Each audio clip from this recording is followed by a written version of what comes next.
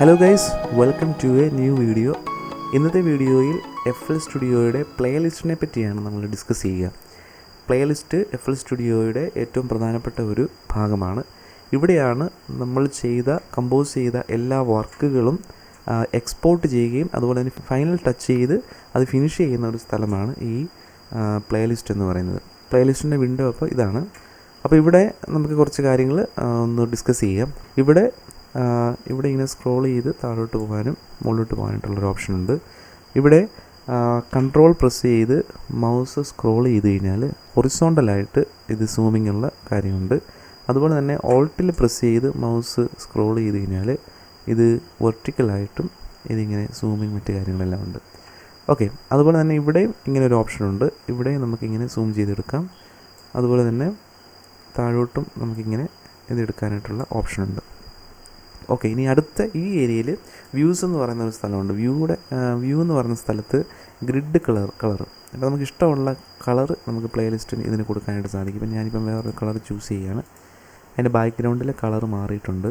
അതുപോലെ തന്നെ നമുക്കിപ്പം പഴയ ഇതിൻ്റെ ഡീഫോൾട്ടായിട്ടുള്ള കളറിലേക്ക് വരണമെങ്കിൽ ഡി ഡിഫോൾട്ട് എന്നുള്ള ആ ഡി ക്ലിക്ക് ചെയ്തിട്ട് അക്സെപ്റ്റ് കൊടുത്താൽ മതിയാവും. അപ്പോൾ ഡീഫോൾട്ടായിട്ടുള്ള ഒരു കളറ് വന്നിട്ടുണ്ട്. അപ്പോൾ നമുക്കിങ്ങനെ ഇഷ്ടമുള്ള കളർ നമുക്ക് ചൂസ് ചെയ്യാം. നമുക്കിത് എന്ത് കൊടുക്കണമെന്നുള്ളത് നമുക്ക് അതിന് ചൂസ് ചെയ്യാം. പിന്നെ അതുപോലെ തന്നെ ഇതിൻ്റെ ബാക്ക്ഗ്രൗണ്ടിൽ നമുക്ക് എന്തെങ്കിലും വാൾപേപ്പറോ മറ്റു കാര്യങ്ങളൊക്കെ ഇടണമെന്നുണ്ടെങ്കിൽ അതിനുള്ള ഓപ്ഷൻസും ഉണ്ട്. പിന്നെ ഇവിടെ ഇവിടെ വന്നു കഴിഞ്ഞാൽ ഇൻവേർട്ട് ഗ്രിഡ് എന്ന് പറഞ്ഞൊരു ഓപ്ഷൻ ഉണ്ട്. അതിൽ ക്ലിക്ക് ചെയ്ത് കഴിഞ്ഞാൽ ഇങ്ങനെ ഒരു ഒറ്റക്കലായിട്ടുള്ള ഒരു വൈറ്റ് കളേഴ്സ് അവിടെ വരുന്നതാണ്. അപ്പോൾ അത് വെച്ച് നമുക്ക് ഈസി ആയിട്ട് അതിൻ്റെ ബീറ്റുകളും മറ്റു കാര്യങ്ങളെല്ലാം മനസ്സിലാക്കാൻ പറ്റും. ഞാനിപ്പം പഴയ ഓപ്ഷൻ തന്നെ കൊടുക്കുകയാണ്. ഇതിലൊന്നും വലിയ പ്രധാനമായിട്ടുള്ള കാര്യങ്ങളൊന്നുമില്ല. ഓക്കെ, ഇനിയും അടുത്ത ഇതിലേക്ക് വരുന്നത് ഇവിടെ സ്നാപ്പ് ടൂളാണിത്.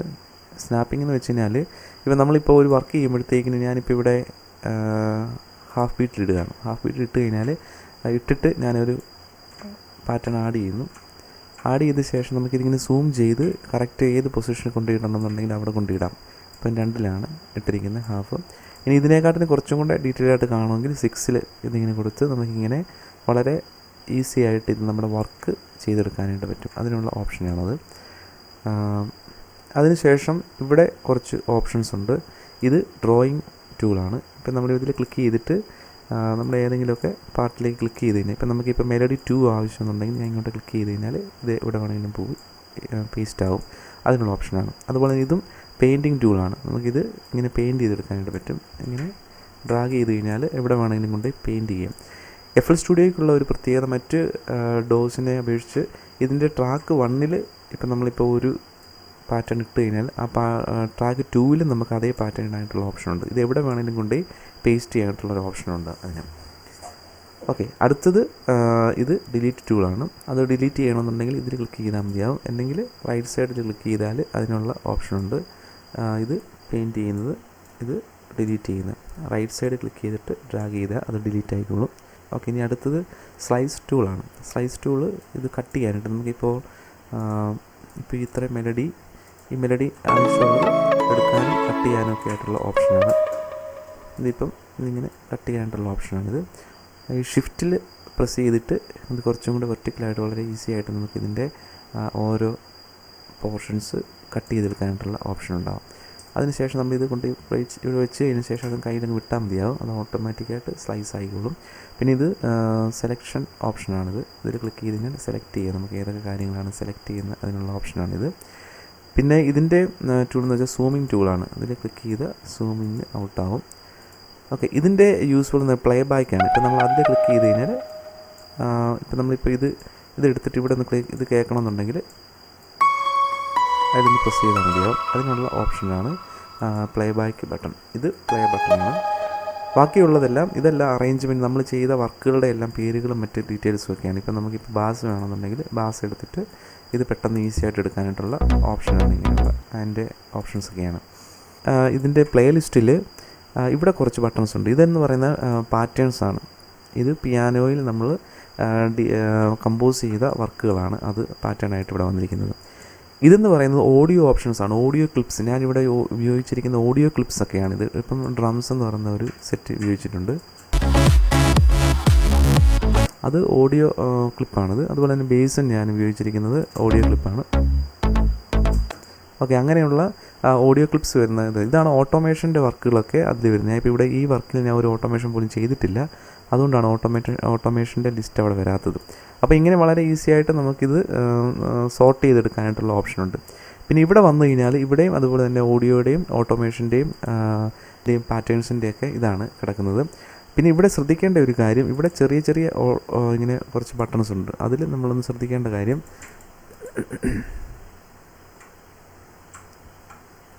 ഓക്കെ, നമ്മളിപ്പോൾ ഒരു ഓഡിയോയുടെ വർക്ക് ഇട്ട് കഴിഞ്ഞാൽ ഇപ്പോൾ ഇതിൽ സ്ട്രെച്ച് എന്നുള്ള ഓപ്ഷന് ക്ലിക്ക് ചെയ്ത് കഴിഞ്ഞാൽ ഇതിപ്പോൾ ഇങ്ങനെ മാറിക്കൊണ്ടിരിക്കും. അപ്പോൾ അതിൻ്റെ വേരിയേഷൻ ഉണ്ട്.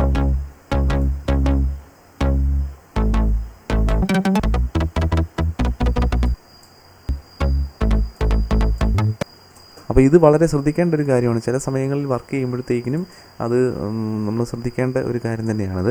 അടുത്ത ഒരു പ്രധാനപ്പെട്ട ഒരു ഇതെന്ന് പറഞ്ഞു കഴിഞ്ഞാൽ, നമ്മളിപ്പോൾ ഒരു വർക്ക് എടുത്തു കഴിഞ്ഞാൽ നമുക്കതിനുള്ള ആവശ്യമായിട്ടുള്ള കളേഴ്സ് കൊടുക്കാനായിട്ട് സാധിക്കും. ഇപ്പോൾ ഇവിടെ ഈ ട്രാക്കിൽ എനിക്കൊരു കളർ കൊടുക്കണമെന്നുണ്ടെങ്കിൽ ഇതിൻ്റെ റൈറ്റ് സൈഡിൽ ക്ലിക്ക് ചെയ്യുക. റൈറ്റ് സൈഡിൽ ക്ലിക്ക് ചെയ്ത ശേഷം അത് റീനെയിം ചെയ്യാൻ പറ്റും.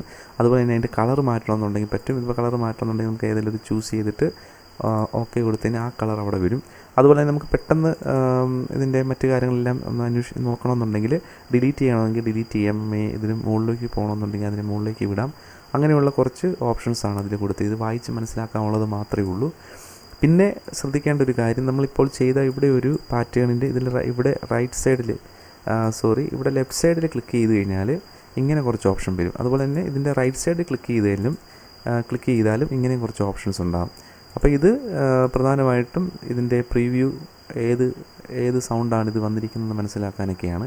പിന്നെ എഡിറ്റ് ചെയ്യാനും ഇപ്പോൾ നമുക്ക് അതിൻ്റെ എഡിറ്റ് സാമ്പിൾ കൊടുത്തു കഴിഞ്ഞാൽ ഇത് പ്ലേലിസ്റ്റിലേക്ക് ഇത് നമ്മൾ എഡിറ്റ് കൊടുത്തു കഴിഞ്ഞാൽ ഇത് എഡിസണിലേക്ക് പോയി നമുക്ക് ഇവിടുന്ന് ഇതിൻ്റെ എഡിറ്റിംഗ് പർപ്പസൊക്കെ നടത്താനായിട്ട് സാധിക്കും. അതുപോലെ തന്നെ അതിനും റീനെയിം ചെയ്യാൻ പറ്റും. അത് മേക്ക് യുണീക്ക് ചെയ്യാൻ പറ്റും. യുണീക്കായിട്ടുള്ള ഒരു ട്രാക്കാക്കി ഇത് മാറ്റാൻ പറ്റും. അതിന് ശേഷം നമുക്ക് പിച്ച് കൂട്ടുകയോ കുറയ്ക്കുകയോ അല്ലെങ്കിൽ സ്പീഡ് കൂട്ടുകയോ മറ്റു കാര്യങ്ങളൊക്കെ ചെയ്യാനായിട്ട് പറ്റും. അത് ഈ മെയിൻ ട്രാക്കിനെ ബാധിക്കാതെ തന്നെ നമുക്കത് ചെയ്തെടുക്കാനായിട്ട് പറ്റും.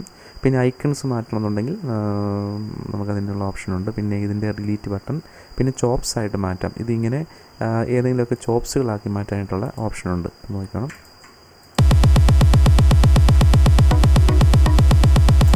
അതൊരു വളരെ യൂസ്ഫുൾ ആയിട്ടുള്ള ഒരു കാര്യമാണ്. ചില സമയങ്ങളിലൊക്കെ നമുക്ക് വളരെ ഈസി ആയിട്ട് തന്നെ ചെയ്തെടുക്കാനായിട്ട് നമുക്ക് ആവശ്യപ്പെടുന്ന ഒരു കാര്യം തന്നെയാണ്. അപ്പോൾ അത് നിങ്ങളത് മനസ്സിലാക്കി എടുത്താൽ മതിയാവും. ഓക്കെ, ഇനി ഇവിടെ റൈറ്റ് സൈഡിൽ ക്ലിക്ക് ചെയ്ത് കഴിഞ്ഞാൽ ഇങ്ങനെ കുറച്ച് ഓപ്ഷൻസ് ഉണ്ട്. അത് നിങ്ങൾ ഇത് എന്തിനൊക്കെയാണെന്നുള്ളത് നോക്കുക. പിന്നെ പാനിങ്ങിനുള്ള ഓപ്ഷനുണ്ട്, ഓട്ടോമേറ്റ് ചെയ്യാനും മറ്റു കാര്യങ്ങളൊക്കെ എല്ലാം ഉള്ള ഓപ്ഷനാണെന്നുള്ളത്.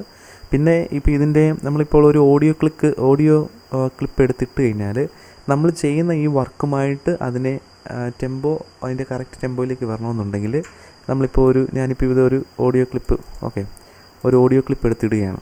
ഇപ്പോൾ ഈ ഓഡിയോ ക്ലിപ്പ് എടുത്തിട്ട ശേഷം നമ്മുടെ ഈ ഇപ്പോൾ ഇട്ടിരിക്കുന്ന വർക്കുമായിട്ട് അത് മാച്ച് ചെയ്യണമെന്നുണ്ടെങ്കിൽ, അതിൻ്റെ ടെമ്പോയായിട്ട് മാച്ച് ചെയ്യണമെന്നുണ്ടെങ്കിൽ അവിടെ ലെഫ്റ്റ് സൈഡ് ക്ലിക്ക് ചെയ്ത ശേഷം ഇവിടെ ഫിറ്റ് ടു ടെമ്പോ എന്ന് പറയുന്ന ഓപ്ഷനുണ്ട്. അപ്പോൾ ഇങ്ങനെയുള്ള കുറച്ച് ഓപ്ഷൻസ് വരും.